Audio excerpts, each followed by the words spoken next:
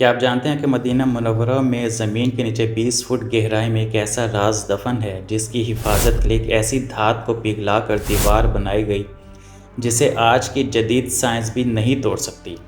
اور کیا آپ جانتے ہیں جب پورے جزیرہ نمائے عرب میں بجلی کا نام و نشان بھی نہیں تھا تو وہ کون سا مقدس ترین مقام تھا جہاں تاریخ کا سب سے پہلا بلب روشن ہوا؟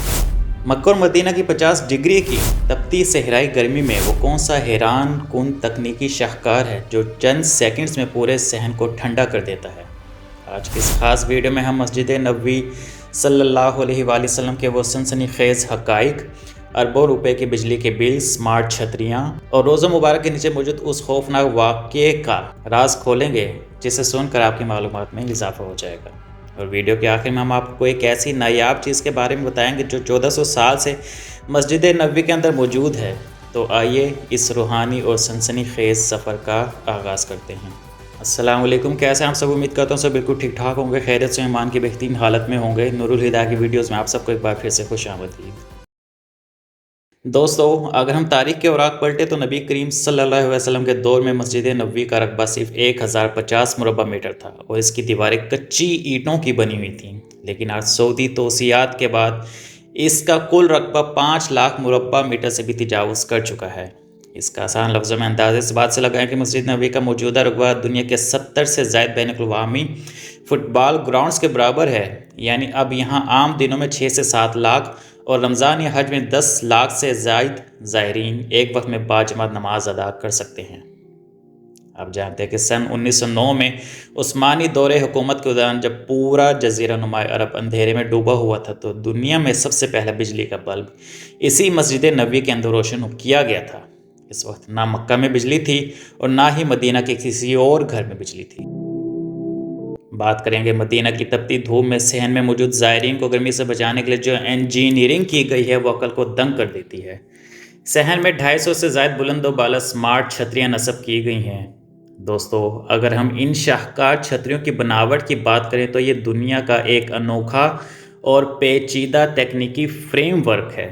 ان چھتریوں کا بنیادی ساخت اور سپورٹنگ فریم انتہائی مضبوط سٹیل اور ہائی گریڈ ایلومینیم سے بنا ہے تاکہ یہ سخت زلزلوں اور طوفانی ہواؤں کا آسانی سے مقابلہ کر سکیں۔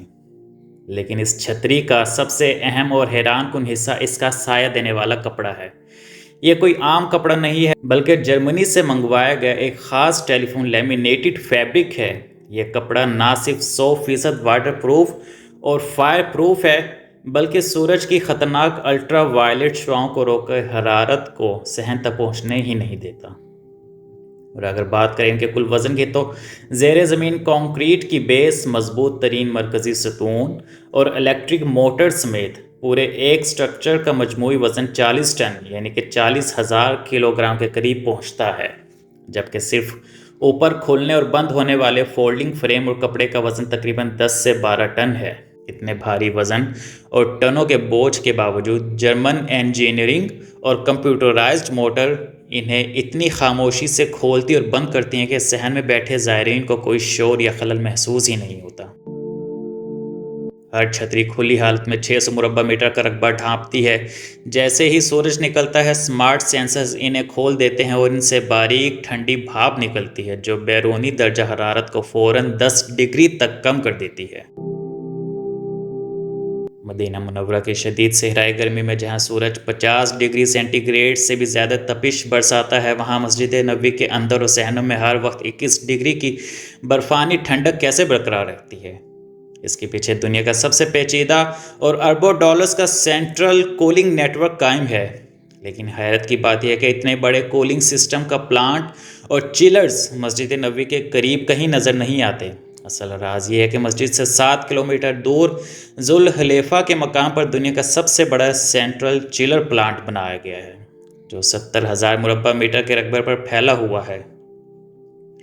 یہاں روزانہ ہزاروں ٹن برف جیسا ٹھنڈا پانی تیار کیا جاتا ہے اور یہ ٹھنڈا پانی زمین کے نیچے کھودی گئی 7 کلومیٹر لمبی سرنگ سے گزرتا ہوا بڑی بڑی پائپ لائنز کے ذریعے براہ راست مسجد نبوی تک پہنچتا ہے۔ مسجد کے اندر ٹھنڈی ہوا دینے کے لیے الگ سے کوئی اے سی یا ڈکٹس نظر نہیں آتی، بلکہ مسجد کے اندر موجود خالص سفید سنگ مرمر سے ڈھکے ہوئے ہزاروں ستونوں کے نچلے حصوں میں خاص قسم کی پیتل کی جالی دار ایئر وینٹس لگائی گئی ہیں۔ یہ ٹھنڈی ہوا انہی ستونوں کے نیچے سے نکل کر خاموشی سے پورے حال میں پھیل جاتی ہیں تاکہ نماز پڑھنے والے زائرین کو ہوا کا جھونکا یا شور محسوس نہ ہو۔ مسجد نبوی کے اندر اور صحنوں میں 2 لاکھ سے زائد HD LED bulb, smart fans اور اے سی پلانٹ 24 گھنٹے چلتے رہتے ہیں۔ اگرچہ اس کا بل شاہی فنڈ سے ادا ہوتا ہے اور کوئی آفیشل رسید سامنے نہیں آتی، لیکن ماہرین معاشیات کے مطابق مسجد نبوی کا روزانہ کا بجلی کا بل 1 لاکھ سے $1.5 یعنی پاکستانی روپیوں میں 3 سے 4 کروڑ روپے روزانہ کا بنتا ہے۔ اس حساب سے ماہانہ بل 1 ارب سے بھی اوپر چلا جاتا ہے۔ اگر آپ دور سے مدینہ منورہ میں داخل ہوں تو مسجد نبوی کے 10 بلند و بالا مینار آسمان کو چھوتے ہوئے نظر آتے ہیں۔ ان میں سے ہر ایک مینار کی اونچائی 104 میٹر ہے اور ان کے سب سے اوپر خالص سونے سے پالش کیے گئے 6 میٹر لمبے سنہری چاند چمکتے ہیں جو مدینہ کے افق کو ایک سحر انگیز خوبصورتی بخشتے ہیں۔ پیارے دوستو، مسجد نبوی کی چھت پر 170 سے زائد چھوٹے بڑے گنبد موجود ہیں جن کی شروعات گنبد خضرا سے ہوتی ہے۔ یہ بالکل روضہ مبارک کے اوپر قائم ہے۔ شروعات میں روضہ مبارک پر کوئی گنبد نہیں تھا، پر 678 ہجری میں الملک منصور قلاوون نے پہلی بار اس کے اوپر لکڑی کا گنبد تعمیر کروایا۔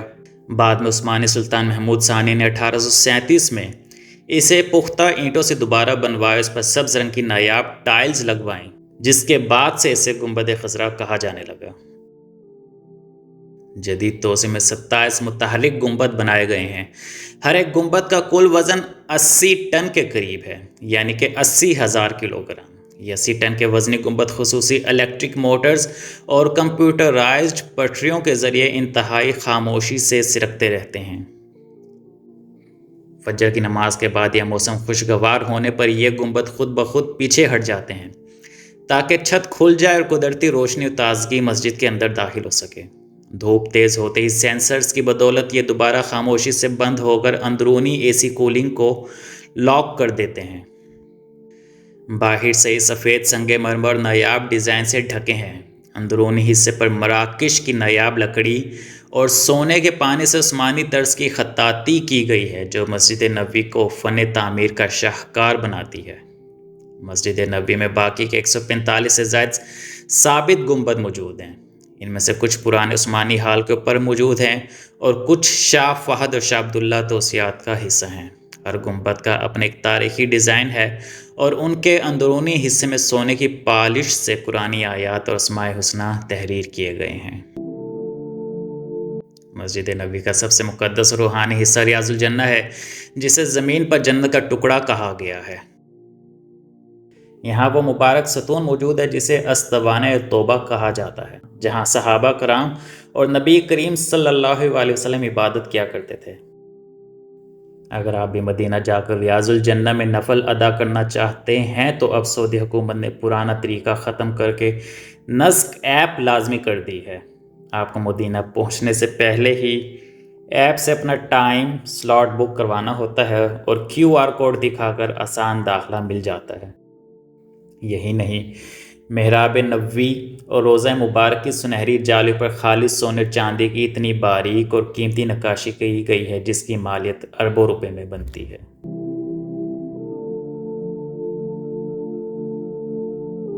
دوستو، اتنے بڑے رقبے اور 10 لاکھ سے زائد کے ہجوم میں امام کی آواز کو بغیر کسی شور یا گونج کے پہنچانا ایکوسٹک انجینئرنگ کا معجزہ ہے۔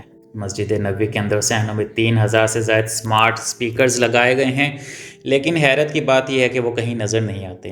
ان سپیکرز کو سنگ مرمر کے خوبصورت ستونوں اور چھت کے فریمز میں اتنی صفائی سے چھپایا گیا کہ وہ عمارت کا حصہ محسوس ہوتے ہیں۔ زیر زمین موجود ساؤنڈ کنٹرول روم سے ڈیجیٹل سگنل پروسیسنگ کے ذریعے آواز کو یوں سیٹ کیا جاتا ہے کہ محراب کے قریب کھڑے شخص کو اور 1 کلومیٹر دور صحن کے آخری کونے میں موجود زائر کو امام کی آواز ایک ہی وقت میں اور ایک ہی جتنی کرسٹل کلیئر سنائی دیتی ہے۔ اگر کوئی ایک مائک خراب بھی ہو جائے تو سسٹم بنا کسی تاخیر کے فوراً سیکنڈ کے 100ویں حصے میں بیک اپ مائک پر شفٹ ہو جاتا ہے۔ مسجد نبوی صلی اللہ علیہ وسلم کا صفائی اور ستھرائی اور اسے بہترین خوشبوں سے معطر رکھنے کا نظام دنیا کا سب سے منظم اور حیران کن صفائی کے آپریشن میں سے ایک ہے۔ 5 لاکھ مربع میٹر سے زائد کے رقبے اور لاکھوں قالینوں کو روزانہ 24 گھنٹے چمکتا ہوا اور مہکتا ہوا رکھنا کوئی معمولی بات نہیں ہے۔ مسجد نبوی اور روضہ مبارک کے اندر روزانہ تینوں وقت، خاص کر ہر نماز سے پہلے اذان کے وقت، اعلیٰ ترین کوالٹی کے عربک عود اور بخور کی دھونی دی جاتی ہے۔ سالانہ کئی 100 کلوگرام خالص اور قیمتی عود سلگایا جاتا ہے۔ خالص برقی اور روایتی مبخروں کو لے کر عملہ پورے حوض اور روضہ مبارک کے قریب سے گزرتا ہے۔ قالینوں، ستونوں اور جالیوں پر روزانہ خالص عرق گلاب اور عنبر کے سپرے کیے جاتے ہیں تاکہ زائرین کو داخل ہوتے ہی روحانی اور سحر انگیز خوشبو کا احساس ہو۔ مسجد نبوی کے اندر بچھے سرخ اور سبز رنگ کے قالین کوئی عام قالین نہیں ہے، یہ سعودی عرب کی خاص ملوں میں تیار شدہ انتہائی نرم اور اینٹی بیکٹیریل قالین ہے۔ مسجد کے اندر بچھے 25,000 سے زائد نایاب قالینوں کے اندر خاص سمارٹ چپس لگی ہوئی ہیں تاکہ ان کی دھلائی اور ڈس انفیکشن کا ریکارڈ کمپیوٹرائزڈ رکھا جا سکے۔ روزانہ صفائی کا عملہ الٹرا وائلٹ اور ہائی ٹیک ویکیوم کلینر سے قالینوں سے گرد اور جراثیم کو صاف کرتا ہے اور دھلائی کے بعد ان پر عنبر اور عطر کا سپرے کیا جاتا ہے۔ روزانہ 3,000 سے زائد صفائی اہلکار اور ہائی ٹیک آٹومیٹک گاڑیاں منٹوں میں 5 لاکھ مربع میٹر کے صحنوں کو چمکا دیتی ہیں۔ سنگ مرمر کی چمک کو محفوظ رکھنے کے لیے ایسے کیمیکلز اور ڈٹرجنٹس استعمال کیے جاتے ہیں جو نہ صرف ماربل کو شیشہ بنا دیتے ہیں بلکہ فوراً خشک بھی ہو جاتے ہیں تاکہ زائرین کو کوئی دشواری کا سامنا نہ کرنا پڑے۔ یہی وجہ کہ 10 لاکھ سے زائد کے ہجوم کے باوجود مسجد نبوی کا ہر کونا 24 گھنٹے شیشے کی طرح چمکتا اور جنت کی خوشبو سے مہکتا رہتا ہے۔